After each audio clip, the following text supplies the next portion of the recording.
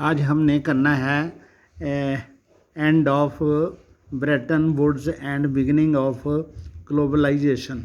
तो Bretton Woods वो जो इंस्टीट्यूशन थी वर्ल्ड बैंक की, उनको ख़त्म करके आपने ग्लोबलाइजेशन शुरू किया। Despite years of stable and rapid growth, not all was well in the post war world. तो एक स्टेबल ग्रोथ भी थी, स्टेबल थी और रैपिड ग्रोथ भी थी। सब कुछ जो था वर्ल्ड वार के बाद का वो बिल्कुल अच्छा, कुछ उसमें कुछ ऐसा था जो अच्छा नहीं था। From the 1960s the rising cost of its overseas involvements Weeknd the US finances and cooperate competitive strength. तो यूनाइटेड स्टेट्स की जो फाइनेंस की और कोऑपरेटिव स्ट्रेंथ थी वो ओवरसीज़ इन्वॉल्वमेंट की वजह से कमज़ोर हुई। The US dollar now no longer commanded confidence as the world's principal currency. तो यूनाइटेड स्टेट्स का जो डॉलर था वो मेन करेंसी के तौर पर उसकी पूरी कमांड नहीं रह गई थी। It could not maintain its value in relation of gold. तो ये अपनी सोने के बदले में उसकी जो कीमत थी उसको स्थिर नहीं रख सका। This eventually led to the collapse of the system of fixed exchange rates। तो इसलिए फिक्स्ड एक्सचेंज रेट्स तो जो थे वो स्टेबल नहीं रह सके, वो क्लैश हो सकते थे। And introduction of system of floating exchange rates, तो इसलिए changing floating rates, changing exchanging rate वो आने लगे, मतलब वो बदलने लगे, रेट जो थे वो बदलने लगे। From the mid 1970s the international financial system also changed in important ways. तो जो इंटरनेशनल जो आर्थिक सिस्टम थे वो भी धीरे धीरे चेंज होते गए। Earlier developing countries could turn to international institutions for loans. तो पहले जो विकासशील देश जो थे, जो विकास कर रहे होते थे, वो लोन्स के लिए इंटरनेशनल इंस्टीट्यूशन की तरफ देखते थे एंड डेवलपमेंट असिस्टेंट के लिए देखते थे। But now they were forced to borrow from western commercial banks and private lending institutions. अब उनको फोर्स के साथ बलपूर्वक उनको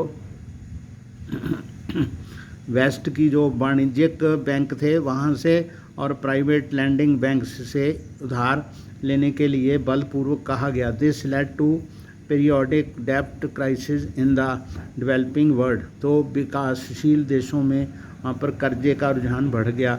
and lower incomes and increased poverty, और वहाँ पर आमदनी कम हुई और गरीबी ज़्यादा हो गई, specially in Africa and Latin America. तो लैटिन अमेरिका मतलब कि साउथ अमेरिका वाले देश हैं और अफ्रीका वाले देश हैं जो गरीब देश हैं, वहाँ पर गरीबी बढ़ गई। The industrial world was also hit by unemployment that began rising from mid 1970s and retained high until the early 1990s। तो जो बेरोजगारी थी वो भी 1970 के दशक से बीच में से मतलब बढ़नी शुरू हो गई और बहुत ज़्यादा रही 1990 तक। From the late 1970 MNCs also began to shift production operations a low wage Asian countries. तो जो मल्टीनेशनल कंपनीज़ थी उन्होंने भी अपना जो प्रोडक्शन था वो एशियन कंट्रीज़ में कर दिया, यहाँ क्योंकि वहाँ पर जो वेजेस थी वो बहुत कम थी, लेबर कॉस्ट कम होती थी। China had been cut off from the post war world economy since the revolution in 1949। तो 1949 की क्रांति के बाद जो चाइना था उसको पोस्ट वार वर्ल्ड से इकोनॉमी से उसको बहिष्कार कर दिया गया था। By now economic policies in China and the collapse of Soviet Union and Soviet style communism in Eastern Europe brought many countries back into the fold of the world economy। तो Soviet union के clash होने से, Soviet union वाले communism के clash होने से Europe के बहुत सारे ऐसे देश थे जो पहले रशिया के ग्रिड में थे, वो दूसरे इकोनॉमिक वर्ल्ड इकोनॉमी में शामिल हो गए। Wages were relatively low in countries like China, तो चाइना में जो वेजेस थी वो बहुत कम थी। Thus they became attractive destination for investment by foreign MNCs comparing to capture world market.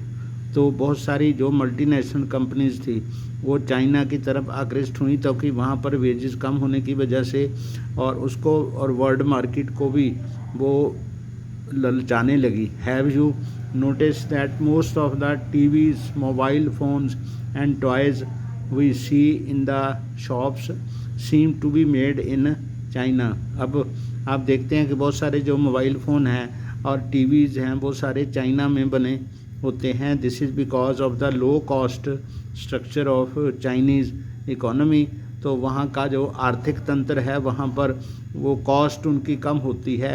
Most importantly it's low wages, वो उसके कम तनख्वाह वाले वर्कर जो हैं वो ज़्यादा काम करते हैं, तो वहाँ पर वो चीज़ें जो होती हैं मल्टीनेशनल कंपनी को वहाँ पर उनके देश में बनाने से वो सस्ती पड़ती हैं। तो सारी इन्वेस्टमेंट वहाँ हुई और सारी मार्केट भी उन्होंने ले ली। The relocation of industry to low wage countries stimulated world trade and capital flows. तो ऐसे लो वेजेस की वजह से जो दुनिया का व्यापार था या दुनिया का जो ट्रेड था, सारा कैपिटल वो चाइना की तरफ बदल गया। In the last 2 decades the world's enormous geography has been transformed as countries such as India, China and Brazil have undergone rapid economy transformation. तो इसी की वजह से दुनिया की जो आर्थिकता है, उसकी जोग्राफ़ी है, उसकी पूरी बदल गई है, उन कंट्रियों की तरफ हो गई है जैसे इंडिया, चाइना और ब्राज़ील। तो उसमें आर्थिक तौर पर बहुत ज़्यादा बदलाव आए हैं। तो ये हैं new words. Exchange rates, they link national currencies for purpose of international trade. तो देश जब आपस में व्यापार करते हैं तो एक ऐसा पैमाना होता है जिससे उनकी करेंसी को मापा जाता है। तो वहाँ पर इंटरनेशनल ट्रेड जब होती है तो करेंसी के रेट होते हैं वो एक्सचेंज रेट चेंज होते रहते हैं।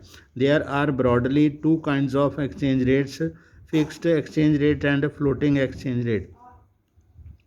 तो एक्सचेंज रेट जो होते हैं 2 तरह के होते हैं, एक होते हैं फिक्स्ड रेट एक्सचेंज रेट होते हैं, एक बदलते रहते हैं। Fixed exchange rates which exchange rates are fixed and government intervene to prevent movement in them. तो उनमें अगर बदलाव होता है तो सरकारें जो होती हैं उनको रोकने का काम करती हैं। फ्लोटेबल और फ्लेक्सिबल और फ्लोटिंग एक्सचेंज रेट्स ऐसे होते हैं, these rates are fluctuate depending on demand and supply of currencies in foreign exchange market.